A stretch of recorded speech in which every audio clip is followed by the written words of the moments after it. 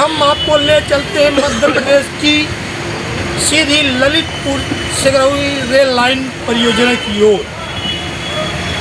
सबसे दिलचस्प की बात है कि सीधी जिले में जिस तरह से सीधी ललितपुर का जो यहाँ सर्वे हुआ था, कब से सर्वे हुआ, किस तरह सर्वे होना चाहिए, क्या क्या मटेरियल होनी चाहिए, कितनी गुणवत्ता से होनी चाहिए, रेत कितनी होनी चाहिए, सीमेंट कितनी होनी चाहिए और जो बालू रेत बालू और गिट्टी की मात्रा क्वांटिटी क्या होनी चाहिए।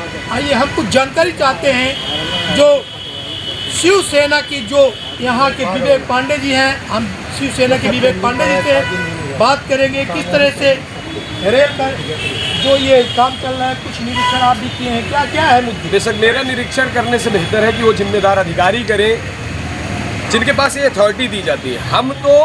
हम नागरिक हैं और हम मेरे रेलवे है, हम लोगों का पैसा लगाए, हम जिलेवासी रेल चढ़ेंगे और आज नहीं तो कल वो चले जाएंगे। मरना तो हम लोगों को है, आप घटिया काम करोगे तो। और जब घटिया काम करोगे, हम उसका विरोध करेंगे, तो ये चाहे वो प्रतिनिधि के चमचे हों या तो फिर अधिकारी जो भ्रष्टाचारी अधिकारी हो, उन्हें क्या है कि उन्हें तरह तरह की टिप्पणी करना है कि ये जो है तो क्यों कर रहे हैं। अरे भाई साहब, हम कहते हैं हमारे पत्रकार साथी भी जाके ग्राउंड जीरो पे देखें वहाँ की यथा स्थिति क्या। इतनी गंदी स्थिति है कि घटिया गिट्टी डाल रहे हैं साहब, 1-2 साल में गिट्टी बैठ जाएगी ना, बड़ी दुर्घटना। जिस तरह से गिट्टी की कौन सी गिट्टी है, किस तरह है, हमारे यहाँ की बिल्कुल मैं आपको बता दूं, आपने देखा होगा वीडियो में, हमने अपने हाथों से तोड़ा था वो गिट्टी। आपकी किसमें से तोड़ी गई? मैंने देखा कि वो वहीं पे पहरी है ना, हेमा की पहरी गाँव लगा हुआ है, वहाँ से पहरी का उसी पहरी का पत्थर उठा के सब साला डाल रहे हैं और कुछ नहीं कर रहे। तो जिस तरह से वहाँ पर जो ब्रिज बनाए गए, वो ब्रिज भी बनाए गए, सबसे बड़ी समस्या ये आ रही है मध्य प्रदेश में कि सीधी ललितपुर तो रेल लाइन परियोजना बन गई है।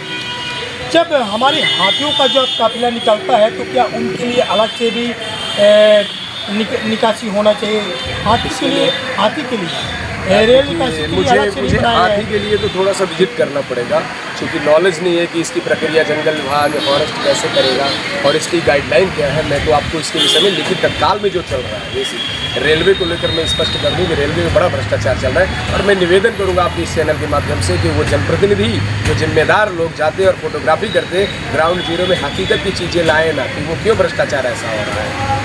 आप फोटोबाजी के चक्कर में, जल्दबाजी के चक्कर में ऐसा उद्घाटन ना करिएगा जिससे जनता कल के लिए बड़े लंबे दुर्घटना भुगतना पड़े। जिस तरह से कई स्पॉट ऐसे हैं, कई नदियां हैं, जो चाहे घुघरी नदी की बात की जाए, वहाँ पर जो मिट्टी फिलिंग की हुई है, तो जब अगर काफ़ी तेज़ी से अगर बारिश होगी तो निश्चित ही मिट्टी भी धंसेगी। हाँ बिल्कुल वो धंसेगी।